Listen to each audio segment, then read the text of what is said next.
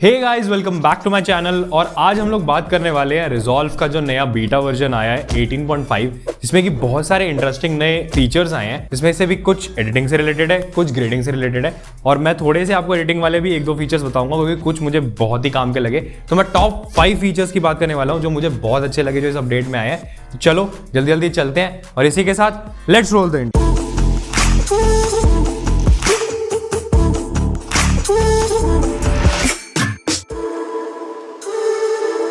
So guys, आप लोगों के लिए एक न्यूज़ और है मेरे पास। वो ये है कि फाइनली मेरा जो बैच कोर्स था, जो कि चीपर और शॉर्टर ड्यूरेशन का होने वाला था, जिसकी बहुत डिमांड थी, वो मैंने लॉन्च कर दिया है। तो ये जो है this is mostly for wedding film makers और कंटेंट क्रिएटर्स। ये उन लोगों पे ज़्यादा फोकस है। तो अगर कोई भी इस कोर्स में इंटरेस्टेड है तो गाइज आप लोगों को जो है ये वाला कोर्स मेरी नई वेबसाइट पर देखने को मिल जाएगा। वेबसाइट का जो लिंक है आपको एज यूजुअल डिस्क्रिप्शन में मिल जाएगा, वहाँ जाओ और इस कोर्स को चेकआउट कर लो। If anybody is interested, book a demo class and I will see you guys there. तो गाइज इस वीडियो में जितने भी फीचर्स कवर करूंगा उनको शॉर्ट एंड सिंपल रखूंगा, वीडियो को ज़्यादा लंबी नहीं खींचेंगे ताकि आप लोग भी बोर ना हो। बस इतना समझाऊंगा कि आप लोगों को क्लियरली जो है चीज़ समझ में आ जाए। कोई भी फीचर जो आप लोगों को लगता है कि बहुत इंपॉर्टेंट है, क्योंकि अगेन ये फीचर तो वैसे भी रील्स के लिए है, ज़्यादा एडिटिंग ओरिएंटेड फीचर है। कोई भी फीचर जो आप लोगों को लगता है कि ज़्यादा इंपॉर्टेंट है या आप लोगों को उस पर डिटेल्ड वीडियो चाहिए, तो वो फीचर पर अलग से वीडियो बन जाएगी। अभी हम इसमें सिर्फ 5 फीचर्स कवर कर रहे हैं, जिसमें आपको सिर्फ एक ब्रीफ मिल जाएगा कि ये फीचर कैसे काम करता है और ये किस काम का है और आपके काम का है या नहीं। सो हे गाइस, हम आगे दाविंची के अंदर। अब तो आप जैसे कि यहाँ पर देख सकते हैं हम लोग 18.5 पब्लिक बीटा में हैं। तो इसका सबसे पहला फीचर जो मुझे बहुत अच्छा लगा, और आज की दुनिया में जब कंटेंट क्रिएशन सारा रील्स और शॉर्ट फॉर्म कंटेंट की तरफ जा चुका है, ये बहुत ही काम का फीचर है। हिंदी में बोले हुए कंटेंट के लिए इतना काम नहीं आएगा, वो आप लोगों को पता लगेगा अभी क्यों। बट अगर आप कंटेंट बनाते हो इंग्लिश में तो आपको बहुत ही ज़्यादा ये काम आने वाला है। तो हम लोग देखते हैं क्या है। तो बेसिकली ये क्लिप है, आप लोगों को मैं थोड़ी सी प्ले करके दिखाता हूँ। तो बेसिकली इस क्लिप में क्या हो रहा है कि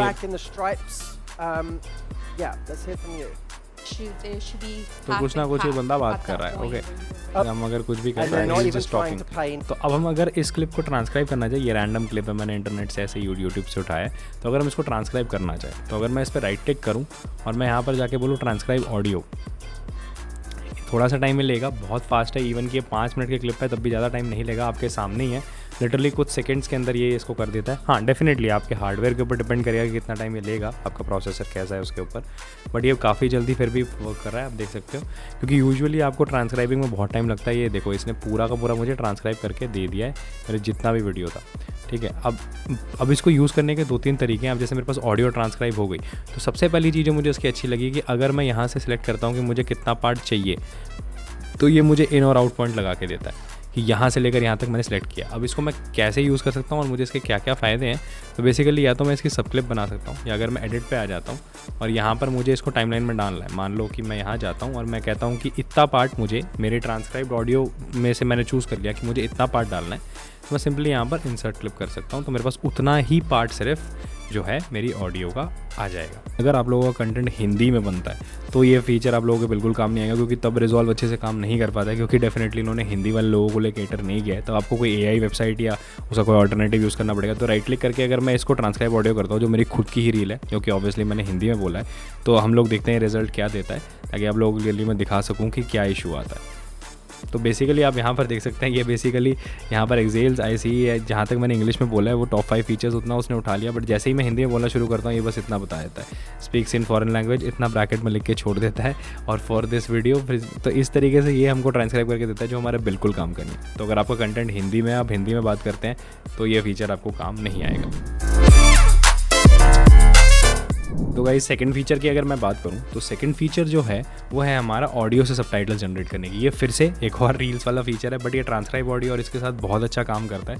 तो अगर आप ऑटो जनरेट करना चाहते हैं, और फिर से ये वही वाली बात है, ये हिंदी में जनरेट नहीं कर पाएगा, बट अगर आपका कंटेंट इंग्लिश में है तो ये काफ़ी हेल्पफुली आपको जनरेट करके दे देगा। तो आपको कैसे करना है, आपके पास बेसिकली मान लो वही सेम क्लिप को अगर मैं लेके आता हूँ और मुझे इसके सबटाइटल्स जनरेट करने हैं, तो गाइस आप लोगों को सिंपली ये क्रिएट करने के लिए क्या करना है, आपको अपनी क्लिप जिसके लिए आपको सबटाइटल्स चाहिए, आपको उसको सेलेक्ट करना है। यहाँ ऊपर टाइमलाइन में जाना है और यहाँ पर आपके पास ऑप्शन आ जाएगा क्रिएट सबटाइटल्स फ्रॉम ऑडियो। अब जैसे इस पर क्लिक करोगे, ये आपसे पूछेगा कि आपको लैंग्वेज क्या है, लैंग्वेज इंग्लिश है, आपको सबटाइटल्स कैसे चाहिए, स्पेसिफिक सबटाइटलिंग आपको चाहिए, नेटफ्लिक्स वगैरह का कोई स्पेसिफिक फॉर्मेट होता है तो ठीक है, वरना आप डिफॉल्ट यूज़ कर सकते हैं। मैक्स कैरेक्टर्स पर लिमिट आपको कितनी चाहिए, ये बाद में भी एडजस्ट हो सकती है, क्योंकि आपको एक लाइन में कितने कैरेक्टर्स रखते हैं, बट बाय डिफॉल्ट ये जो दे रहा है अभी हम वही यूज़ कर लेते हैं और हम क्रिएट पर क्लिक कर देते हैं। तो ये फिर से ये भी बहुत ज़्यादा टाइम नहीं लेता है, काफ़ी फास्ट ये काम कर देता है। तो आप देख सकते हैं इसने हमको यहाँ पर सारे के सारे दे दिए। तो अगर हम यहाँ पर आते हैं तो आप लोग ये देख सकते हैं इसने सारे दे दिए। अब मैं प्ले करके दिखाता हूँ ताकि आप सुन के जज कर सकते हैं कि इसने जो जनरेट किया वो सही से जनरेट किया या नहीं। Let's have one more question. We had this person at the back in the stripes. तो जैसा कि आप लोग देख सकते हैं इसने काफ़ी एक्यूरेटली हमारे सबटाइटल्स जनरेट कर दिए। और आपको अगर सबटाइटल्स के साथ कुछ भी करेक्शंस या कुछ भी चेंजेस करने हैं तो आप सिंपली यहाँ इंस्पेक्टर में जाके इसका फॉर्मेट, इसका फॉन्ट, जो भी चीज़ है वो सारा कुछ चेंज कर सकते हो। कस्टमाइज़ में जाके आपको सारे ऑप्शंस मिल जाएंगे, कितने कैरेक्टर्स क्या साइज़ रखना है, सब कुछ आपको मिल जाएगा, जो कि पूरा कस्टमाइजेबल है। तो कितने अच्छे से इसने सबटाइटल्स जनरेट कर दिए, सिर्फ मुझे उसको चेंज करना है, net is it. But again sadly हम इंडियंस के लिए हिंदी के सबटाइटल्स ये भी नहीं जनरेट कर पाता है। अगर आप हिंदी में बोल रहे हो तो वो आपको मैनुअली ही करना पड़ेगा। That is one sad thing. तो नेक्स्ट ये जो फीचर है ये काफ़ी कलर मैनेजमेंट से रिलेटेड है। काफ़ी छोटा सा एडिशन है बट काफ़ी टाइम बचा लेगा हमारा, क्योंकि जब हम बार बार ये चीज़ कर रहे होते हैं CST लगा के बहुत सारी क्लिप्स पे, तो हमारा हर एक सेकंड, हर एक मिनट, हर एक क्लिप पे लगाया हुआ बहुत मैटर करता है। तो बेसिकली क्या है कि अगर आप CST में काम करते हो और आप मेरी ट्रिक यूज़ करते हो, जो मैंने आप लोगों को कलर मैनेजमेंट वाले वीडियो में बताई थी, कि मान लो आपके पास एक क्लिप आई है और ये आपको पता है कि ये आई है सोनी से, तो आप सोनी की कलर स्पेस और सोनी का गामा डालोगे, ठीक है। और वो डालने के बाद सॉरी S-Log2 नहीं, S-Log2 डालोगे और वो डालने के बाद आप यहाँ पर डाल दोगे, अगर क्योंकि मुझे इसको पहले लेके जाना है DaVinci वाइट गैमेट में, ताकि मेरे पास ग्रेडिंग के टाइम पे मैक्सिमम जो है रेंज रहे। तो मैं DaVinci white gamete and DaVinci intermediate डाल देता हूँ। तो अब मैं क्या कर सकता हूँ कि अगर मुझे क्या करना पड़ेगा, यहाँ पर इस नोट पर डाल के एक और CST लगा के उसको सेट करना पड़ेगा, या फिर मैं क्या करूँगा, यहाँ जाऊँगा, ऑल्ट होल्ड करके ड्रैग एंड ड्रॉप करूँगा इसको और एक एक करके फिर से सब कुछ को जो मैं है चेंज करूँगा। बट अब वो करने की ज़रूरत नहीं है, इन्होंने यहाँ पर स्वैप का बटन दे दिया है। तो अगर आप स्वैप करेंगे तो वो ऊपर आ जाएगा और मैं यहाँ पर सिंपली अब जाके सिर्फ अपनी आउटपुट कलर स्पेस को जो है चेंज कर सकता हूँ। और यहाँ पर मैं सिंपली डाल दूंगा RX709 and gamma 2.4 and that is it. तो मेरे लिए ऑब्वियसली मैं वो 4 सेटिंग्स बदलता और उसके बजाय 2 बदल रहा हूँ, बहुत बड़ी बात नहीं है। बट जब आप बहुत सारी क्लिप्स, जो क्या 200 क्लिप्स पड़ी होती है और तब आप ये चीज़ करोगे तो आपको बहुत ज़्यादा हेल्प मिलने वाली है, आपके काम करने की स्पीड बहुत ज़्यादा बढ़ जाएगी। तो गाइस जो फोर्थ फीचर है, एक काफ़ी इंटरेस्टिंग फीचर है। तो बेसिकली टोपाज AI एक AI है जिसका नाम काफ़ी लोगों ने सुना होगा। तो ये बेसिकली क्या करता था, लो रेजोल्यूशन इमेजेस को AI की मदद से हाई रेजोल्यूशन और हाई क्वालिटी बना देता था। तो अगर आपके पास कोई फुटेज है जो उतनी शार्प नहीं है या उतनी अच्छी रेजोल्यूशन या उतनी अच्छी क्वालिटी में शूट नहीं हुई है, तो आप ये यूज़ करते थे। बट रिजॉल्व ने इसका खुद का वर्जन निकाल दिया, रिजॉल्व के अंदर ही हमको ये मिल जाता है, हमें कहीं जाने की जरूरत नहीं है। तो ये बहुत अच्छा फीचर है, मैं इसको अभी आपको डेमोन्स्ट्रेट करता हूँ, जिसका नाम उन्होंने दिया है सुपर स्केल। तो बेसिकली क्या है, मेरे पास ये फुटेज है, अगर मैं इतना जूम कर देता हूँ तो आप यहाँ क्लियरली देख सकते हैं कि थोड़ा सा इसमें क्वालिटी उतनी शार्प नहीं है। अब देखो क्या है, अगर हम बालों पे ध्यान रखना और बाकी इसके फेस पे, जब मैं सुपर स्केल को ऑन करता हूँ तो ये सुपर स्केल है, जैसे मैं ऑन करता हूँ बालों को अगर देखेंगे, मैं ऑन और ऑफ कर रहा हूँ, आप देख सकते हैं कितनी सारी डिटेल, कितनी सारी शार्पनेस जो है वो ऐड करा है। प्लस वो सिर्फ शार्पनेस नहीं ऐड कर रहा है, वो उस डिटेल को मैनेज करके साथ ही साथ डीनॉइज भी कर रहा है ताकि वो चीज़ फेक ना लगे। मैं दोबारा आपको ऑफ करके दिखा रहा हूँ, ये यहाँ बालों पे अगर आप नज़र मारेंगे तो आप देख सकते हैं ये ऑफ है और ये ऑन है। कितनी ज़्यादा डिटेल उसने ऐड कर दी और ये अभी 2x एनहांस पे है, मैं 4x तक जा सकता हूँ जिससे कि डिटेल थोड़ी और बढ़ जाएगी। बट अगर आप ज़्यादा जाते हैं तो ये देखो, कई बार ये भी हो जाता है, कई बार वो 4x के चक्कर में वो ये शार्पनेस को कम कर देता है। अगर हम हाई करते हैं तो वापस उतने पे ही आ जाएगा। तो इट इज़ बेटर आप उसको 2x पे ही रख लो, जहाँ पर वो सबसे बेस्ट परफॉर्म कर रहा है, जो कि आप देख सकते हैं यहाँ पर एकदम क्रिस्प उसने हमारे बाल और फेस को कर दिया। तो रीलाइट इफेक्ट्स कुछ इस तरीके से काम करता है कि हम लोग ये इफेक्ट्स में जाते हैं। हालांकि मुझे ये फीचर बहुत ज़्यादा अच्छा नहीं लगा, but still it is good in some cases. तो मैं यहाँ पर आपको वो डेमोन्स्ट्रेट करके दिखाऊंगा। तो आपको यहाँ सिंपली जाना है और रीलाइट जो है वो सिलेक्ट करना है। तो रीलाइट को आप यहाँ ड्रैग एंड ड्रॉप करेंगे तो आपके पास में ये आ जाएगा। तो सबसे पहले आपने क्या करना है, आपने यहाँ पर जाके रीलाइट मैप प्रीव्यू को ऑन रखना है। थोड़ा सा ये हैवी है, आपके फुटेज को थोड़ा सा हैवी करेगा, तो हो सकता है आपका रिजॉल्व थोड़ा सा लैग करे। प्लस ये अभी पब्लिक बीटा में है तो कई बार ये क्रैश भी कर जाता है। एटलीस्ट मेरे साथ तो कई बार ऐसा हुआ है कि ये क्रैश कर गया है। तो जब आप देख सकते हो ये बेसिकली एक डेप्थ मैप का ही एक एडवांस फीचर है। इसमें लोग वही डेप्थ मैप, एक मैप क्रिएट कर रहे हैं और उसी के बेसिस पे ये लोग लाइट जनरेट करेंगे कि लाइट किस तरीके से हमारे ऑब्जेक्ट पे गिरेगी। तो सबसे पहला काम जो है, पहले नोड में आपने कुछ नहीं करना है, आपने सिर्फ इतना सेलेक्ट करना है और आपने आउटपुट सरफेस मैप पे क्लिक कर देना है।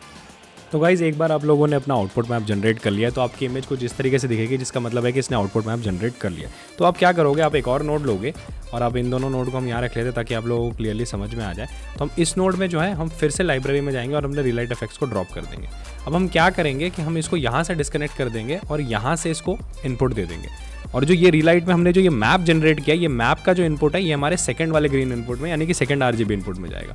तो इतना डालने के बाद इस नोड के पास अब ओरिजिनल इन्फॉर्मेशन भी है जो आ रही है और साथ ही साथ रीलाइट इफेक्ट का जो हमने मैप जनरेट किया उसकी इन्फॉर्मेशन भी है जो इसमें आ रही है। तो गाइस जैसा कि आप लोग देख सकते हैं मैंने यहाँ पॉइंट सोर्स सेलेक्ट किया और मैंने अपना गेन बढ़ाया है। तो मैंने गेन बढ़ाया तो आप देख सकते हैं यहाँ से अगर मैं इसको कहीं पर भी रख रहा हूँ, वो थोड़ा सा टाइम लेता है प्रोसेस करने के लिए। मैं जब उठा के रखता हूँ तो उसके बाद कुछ सेकंड्स उसको लगते हैं।